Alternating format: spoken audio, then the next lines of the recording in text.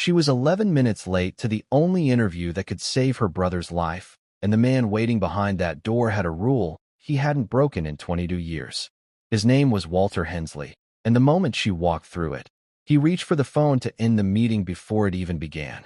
What Walter didn't know was that the soaked, shaking young woman standing in front of him was about to say 4 words that would undo nearly 4 decades of silence inside him. Her name was Emily Carter. She had no idea that the man sitting across from her had once stood exactly where she was standing now, with the exact same fear in his chest, and no one in the world who had been willing to listen. Before we go further, let us know in the comments where you're watching from tonight. We genuinely love hearing from you. And if you haven't already, hit that subscribe button so you never miss one of our upcoming stories. Stay with us, because what happened in that office over the next hour would change 2 lives that had never been supposed to cross paths at all. And by the end of this story, you'll understand why a man who had spent 40 years building walls around himself chose, on one ordinary Thursday morning, to finally let one of them fall. Walter Hensley was 61 years old, and by every measure that mattered in business magazines and shareholder meetings, he had already won. He'd built Hensley Logistics from a single rented truck into one of the largest privately held shipping companies in the country, and he had done it without ever raising his voice, without ever missing a quarter, and without ever, as far as anyone in his company could remember, talking about his life before the age of 20. His employees respected him. Some feared him.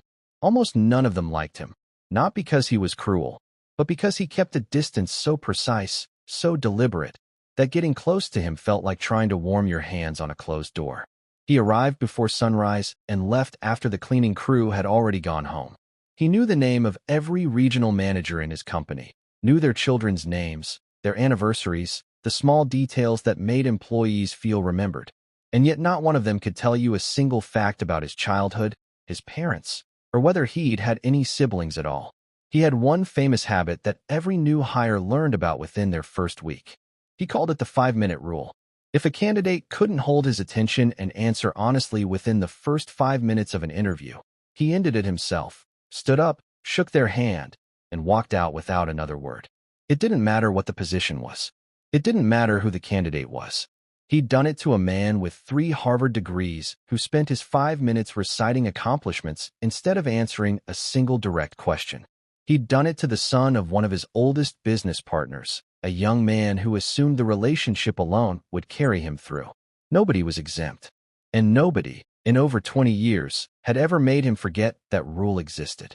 His assistant of 15 years, a sharp and devoted woman named Patricia, often joked that she had seen Walter negotiate $100 million contracts with less visible tension than he carried into a routine entry-level interview, as though some part of him still treated every hire as a referendum on whether the world could be trusted to take care of people the way it should have once, a long time ago, but hadn't. People who'd worked under him for years could describe his habits down to the minute. He drank exactly 1 cup of black coffee, never 2. He read every operations report personally before it reached his desk in summary form, because he didn't trust summaries, didn't trust the idea that someone else's judgment about what mattered could replace his own. He gave bonuses quietly, without announcement, often to employees who didn't know he'd noticed their work at all. And every year, on a date none of his staff had ever managed to pin down a reason for, he canceled every meeting on his calendar and disappeared for the day, returning the next morning as if nothing had happened. The subject closed before anyone could think to ask about it. What none of his employees knew, what none of his 3 grown children knew, and what not a single reporter who had profiled him over the decades had ever managed to uncover, was the reason behind that rule. And the reason behind the silence that surrounded everything before the company, before the money, before the name Hensley meant anything to anyone at all. 300 miles away, in a small 2-bedroom apartment above a laundromat, Emily Carter was 24 years old and already exhausted in a way most people her age wouldn't understand for another 30 years. For years earlier, on a Tuesday in late October, her parents had been killed when a delivery truck ran a red light on their way home from a dinner they'd almost decided not to go to. Emily was 20 at the time, a sophomore in college with plans that suddenly meant nothing the moment a police officer knocked on her dormitory door and asked if she had a moment to sit down. Her younger brother, Caleb, was only 10 then, building model airplanes in his bedroom, completely unaware that the two people who'd shaped his entire world were never coming home again. There was no one else. No aunts close enough, no grandparents still living, no family willing or able to step in the way the law required someone to. So Emily did the only thing she could think to do. She withdrew from school. She signed the guardianship papers with hands that wouldn't stop shaking. And she became, in the span of a single terrible week, the only parent her little brother had left in the world. The apartment they moved into was smaller than her old dormitory room, the kind of place where the radiator clanged through the night and the upstairs neighbor's footsteps echoed through the ceiling. But it was theirs, and Emily made sure Caleb never once felt like it was anything less than home. She painted his bedroom door with a strip of glow-in-the-dark stars she'd found on clearance, because their old house had stars on the ceiling, and she couldn't afford new furniture, but she could afford that. She learned to braid the kind of patience their mother used to have, the kind that let a 10-year-old talk for 20 minutes about a model plane's wingspan without once checking the clock, even when every part of her wanted to. For 4 years, she worked 2 jobs, sometimes 3, waiting tables in the mornings and stocking shelves overnight, missing birthdays and recitals, and every ordinary milestone a young woman is supposed to get to enjoy before the weight of an entire household lands on her shoulders. She learned to do taxes from videos on her phone at midnight. She learned which grocery store marked down bread on Tuesdays and which pharmacy had the cheapest generic medication. She learned to say "we're fine" so convincingly that even she sometimes believed it for a few hours at a time. She told herself it was temporary, that things would ease once Caleb got a little older, until the morning 8 months ago, when Caleb collapsed during gym class, and the school nurse called an ambulance instead of Emily. Emily found out only after she'd already missed 4 calls, because she'd been elbow-deep in dishwater at her second job. The diagnosis that followed was the kind that rearranges a person's entire understanding of time. A heart defect, present since birth but never caught, now requiring a surgery so specialized that only a handful of hospitals in the country could perform it, and a price tag that made Emily physically sick the first time she heard the number out loud. Sick enough that she had to excuse herself from the consultation room and stand in a hospital hallway, gripping a railing, until her vision stopped swimming. Insurance covered a fraction. The rest sat on her kitchen table every single night, in the form of bills she rearranged and reread, as if rereading them might somehow make the total smaller. As if enough hours of staring might reveal a decimal point she'd somehow missed the first 11 times. It was a coworker, not a job board, who first told Emily about the opening at Hensley Logistics. Her name was Donna, a woman in her 50s who had worked the diner counter for over 20 years, who'd watched Emily quietly fall apart, piece by piece, over the past 8 months without ever once complaining out loud. Donna never asked Emily directly how she was holding up, because she'd learned long ago that some people answer that question more honestly when nobody's looking straight at them. So she asked sideways instead, while pouring coffee or wiping down the counter, and let Emily answer in whatever pieces she was willing to give. Donna had a nephew who worked in the warehouse division, and she mentioned, almost in passing while refilling ketchup bottles on a slow Tuesday shift, that the company was hiring for an entry-level operations coordinator role with full benefits starting faster than most corporate jobs offered. Emily applied that same night from her phone, sitting on the edge of Caleb's hospital bed during a routine monitoring visit, certain it was a long shot. Certain that a company that size received hundreds of applications for a single posting and that hers would disappear into the pile within hours. She didn't expect a callback within 4 days. She didn't expect, 2 weeks later, to be told that Mr. Hensley personally reviewed final-round candidates himself, a detail the recruiter mentioned with the kind of hushed reverence usually reserved for celebrity sightings, and that her interview was scheduled for the following Thursday at 9 in the morning. She also didn't expect that the only available pre-surgical consultation slot for Caleb, the one that would lock in his place on the surgical calendar before it filled for another 2 months, the slot the cardiac team had warned her not to miss under any circumstances, would be scheduled for that exact same Thursday morning at a hospital 40 minutes from the building where her interview was set to take place. She called both offices separately, voice steady despite the panic rising in her chest, and asked if either appointment could possibly move even by a single hour.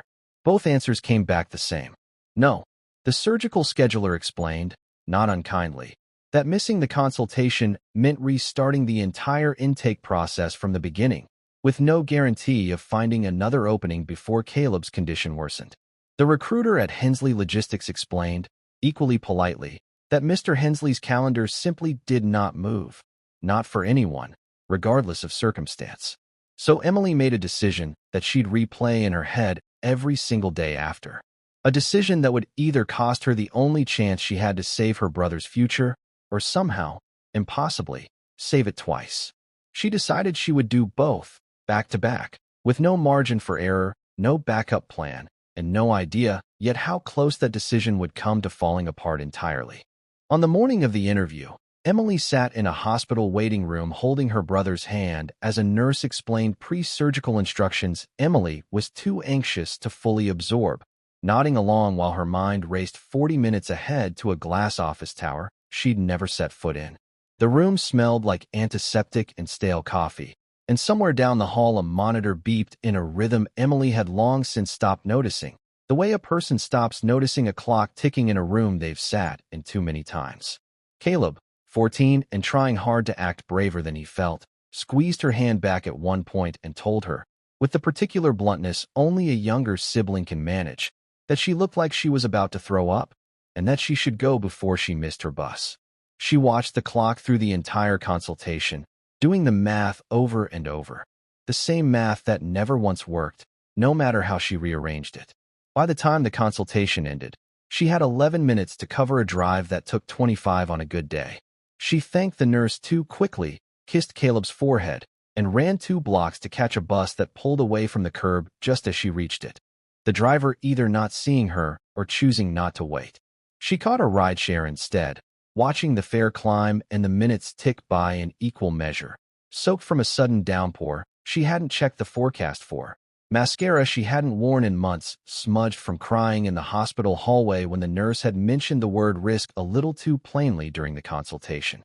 The driver, a quiet man who said nothing the entire ride, glanced at her twice in the rearview mirror, the kind of glance that meant he could tell something was wrong, but had correctly decided she didn't need to talk about it. Traffic on the bridge added 4 minutes she didn't have. A delivery truck idling in the loading zone outside the building added 2 more.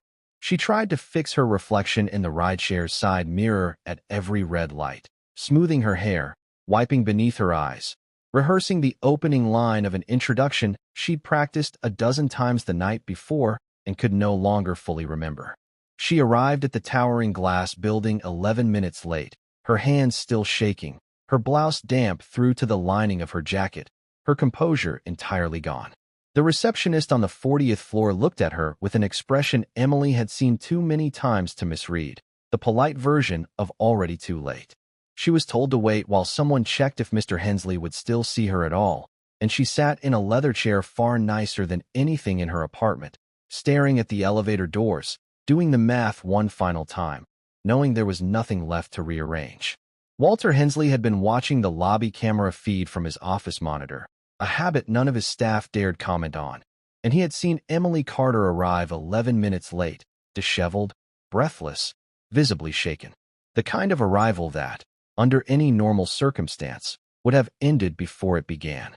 He had already reached for his desk phone to tell Patricia to cancel the meeting entirely when something stopped him, something he couldn't immediately name.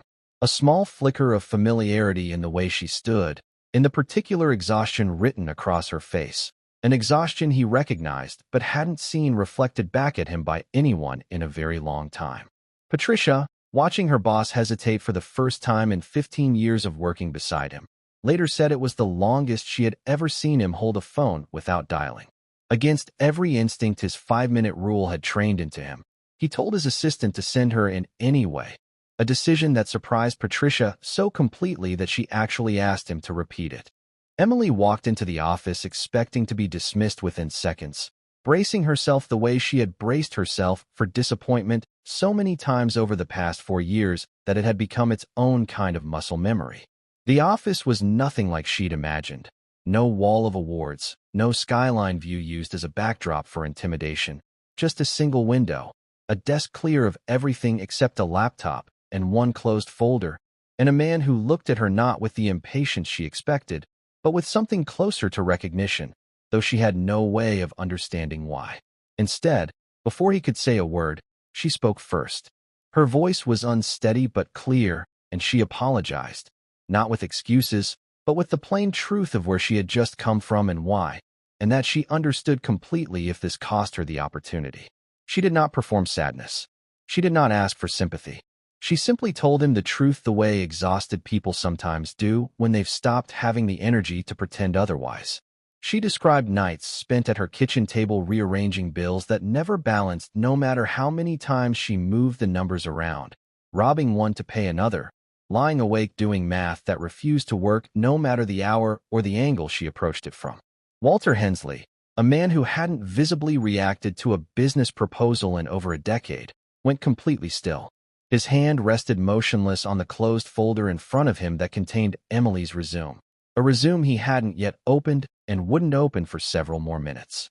For a long moment, Walter said nothing at all, and the silence stretched long enough that Patricia, watching through the glass partition outside his office, later admitted she nearly knocked on the door to check if something was wrong, certain the meeting had somehow gone sideways in a way she couldn't see. Emily, mistaking the silence for disapproval, began to apologize again, but Walter raised a hand gently, not to silence her, but because he needed a moment he didn't fully understand himself. Then he asked her a question that had nothing to do with operations coordination, nothing to do with resumes or qualifications. A question that seemed to surprise him as much as it surprised Emily the moment it left his mouth.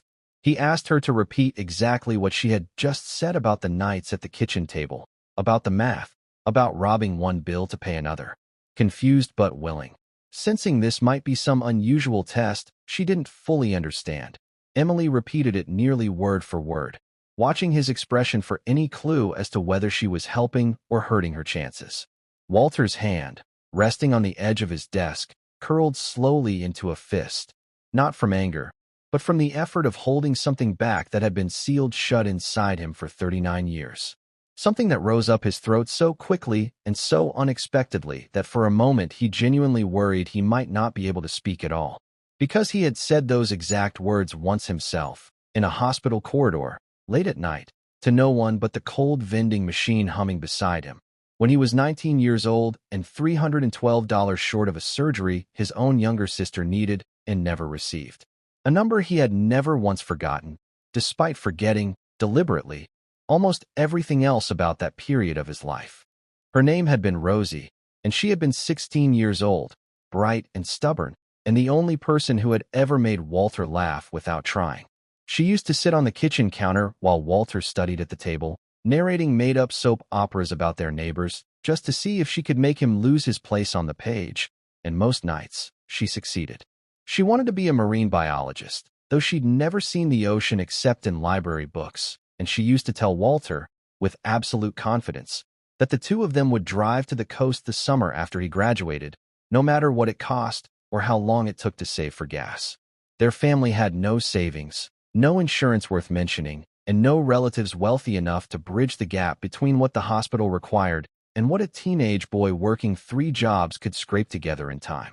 Walter had tried everything a desperate 19-year-old could think to try, borrowing from co-workers who had little to spare themselves, selling the only car the family owned, and walking the 4 miles to his overnight shift afterward, standing outside a bank manager's office for 2 hours until they finally agreed to see him, only to be told the loan would take longer to process than Rosie had left. He'd even gone to a church 2 towns over where he'd heard they sometimes helped families in crisis, sitting in a folding chair in a fluorescent-lit office while a kind but apologetic man explained that their fund had already been spent twice over that month. He remembered the exact lighting in that hospital corridor, the hum of the vending machine, the way his own voice had sounded foreign to him as he said the words out loud to absolutely no one. Robbing one bill to pay another, lying awake doing math that refused to work. He remembered believing, in that moment, that if he could simply find $312 more, everything would be fine. That the universe operated on a logic he could still outmaneuver if he just worked hard enough, or fast enough, or begged convincingly enough. Rosie passed away 11 days after that conversation in the hallway, and Walter never spoke her name publicly again. Not at his college graduation, which he barely afforded by working through every break. Not at the founding of his first company, a single rented truck, and a stubborn refusal to ever again be a few $100s and a few days too late for something that mattered. Not at a single press interview, a single shareholder dinner, a single moment across 40 years where mentioning her might have made him seem human, in a world he had decided, somewhere in his grief, only rewarded the appearance of invulnerability. He built Hensley Logistics, in part, because moving things efficiently from one place to another, on time, without failure, was the one thing he could control after watching the one thing that mattered most slip through his hands, because he was too late, and too poor, and too young to do anything about it. He had spent 4 decades building a company that never missed a delivery window, as if punctuality itself could somehow retroactively rewrite the morning he'd been too slow to save the only person who had ever made him laugh, without trying. Walter ended the interview that day without offering Emily the position, and for nearly an hour afterward, his assistant assumed the 5-minute rule had simply taken slightly longer than usual to apply, the way it occasionally did with candidates who showed unexpected promise before ultimately falling short. Instead, Walter sat alone in his office with the door closed for the first time in longer than anyone could remember, ignoring 3 scheduled calls and a meeting with his own board, staring at a framed photograph he kept face down in his bottom desk drawer. A photograph of a laughing 16-year-old girl with her arms thrown wide on a porch step. A photograph no employee of his had ever once seen, and no member of his own family knew existed. He sat with it for the better part of 2 hours, turning it over in his hands, before finally picking up the phone himself. When he finally called Emily back, it wasn't his assistant who placed the call. It was Walter himself, and the first thing he told her had nothing to do with the job at all. He asked about her brother, about Caleb, about the surgery, about the exact number still standing between her and the hospital's surgical calendar. Emily, certain this was some kind of formality before a rejection, perhaps even a courtesy call meant to soften the blow, answered honestly, her voice catching slightly as she gave him the figure she had memorized down to the dollar, the same way Walter had once memorized his own. Walter told her the position was hers, effective immediately, full benefits starting that same week rather than after the standard 90-day waiting period his own company had followed for over 15 years without exception. Then he said something that made Emily go quiet on the other end of the phone, quiet enough that Walter briefly wondered if the call had dropped. He told her that 39 years ago, someone he loved very much had needed exactly what her brother needed now, and that no one had been in a position to help. He said her name was Rosie. He said it out loud, to another human being, for the first time since the funeral, his voice breaking slightly on the second syllable, in a way it hadn't broken in public in nearly 4 decades. Emily, sitting on the edge of her bed with the phone pressed so hard against her ear it left a mark, didn't know what to say, so she said the only thing that felt true, that she was sorry, and that she wished someone had been there for him the way he was now choosing to be there for Caleb. There was a long pause on the line, the kind that used to terrify her, until Walter finally spoke again, his voice steadier this time, and told her that she had no idea what those words meant to him, coming from someone who hadn't yet learned that the world owed her nothing and still managed to mean it kindly. Caleb's surgery took place 6 weeks later and was, according to every doctor involved, a complete success, the kind of outcome the surgical team described as close to ideal as they had seen all year. Emily sat in the recovery room holding her brother's hand the same way she had held it in that hospital waiting room the morning everything had nearly fallen apart, except this time, for the first time in 4 years, the math finally worked. Every column adding up the way it was supposed to. Every bill accounted for, without a single sleepless night spent rearranging numbers that refused to cooperate. When Caleb finally opened his eyes, groggy and confused, the first thing he asked wasn't about the surgery at all. It was whether Emily had finally gotten some sleep, because he'd noticed, even half-conscious and wheeled down a hospital corridor, the dark circles she'd carried for months. It was such a small, ordinary question, and it was the first time in 8 months that Emily had cried from relief instead of fear. Walter Hensley did something in the months that followed that surprised every single person who had known him for decades, longer, in some cases, than they had known their own siblings. He established a foundation, quietly, without a press release or a ribbon-cutting ceremony, dedicated to covering emergency medical costs for young guardians raising siblings alone. The exact situation Emily had been living through. The exact situation he had failed to survive himself at 19. The situation he had spent 40 years building an empire specifically to never feel powerless inside of again. He named the foundation after his sister. It was the first time her name had appeared anywhere public in 39 years, printed quietly on a single page of legal paperwork that meant more to him than any contract his company had ever signed. He didn't attend a launch event because there wasn't one. He simply signed the documents at his own desk, late one evening after everyone else had gone home, and placed the photograph of Rosie on the porch step back on top of his desk for the first time in decades, no longer face down, no longer hidden in a drawer. Emily, once she was settled into her role at the company, asked to help run it, drawn to the idea of standing on the other side of a phone call she once thought she would never receive. Walter, without hesitation, said yes, and within a year had quietly handed her far more responsibility over the foundation than her original job title would have ever suggested. She was the one who answered the calls now, the ones from young women and young men sitting at their own kitchen tables at 2 a.m, doing math that refused to work, the same math she had done herself for 4 straight years. She knew exactly what to say to them, because she had once needed someone to say it to her, and for the first time, someone had. Walter Hensley did not hire Emily Carter out of pity, and he did not build a foundation in his sister's name to ease a guilt he had carried since he was 19 years old. He did both because, for the first time in nearly 4 decades, someone had handed him a chance to finally do something he had been powerless to do the first time around, even if it arrived 39 years too late to save the person who needed it most. The 5-minute rule, the one he had never once broken in over 20 years, the rule that should have ended Emily Carter's interview before it even started, turned out to be the one rule that finally led him back to the version of himself he had buried the night his sister died. Somewhere right now, someone is sitting at their own kitchen table doing math at 2 a.m. that simply will not work, no matter how many times they rearrange it. You may never know whose life you have the power to change until you are brave enough to ask someone why they were late. If this story moved you even a little, let us know in the comments where you're watching from tonight. We genuinely love hearing from you. And if you haven't already, hit that subscribe button so you never miss the next story like Emily and Walter's.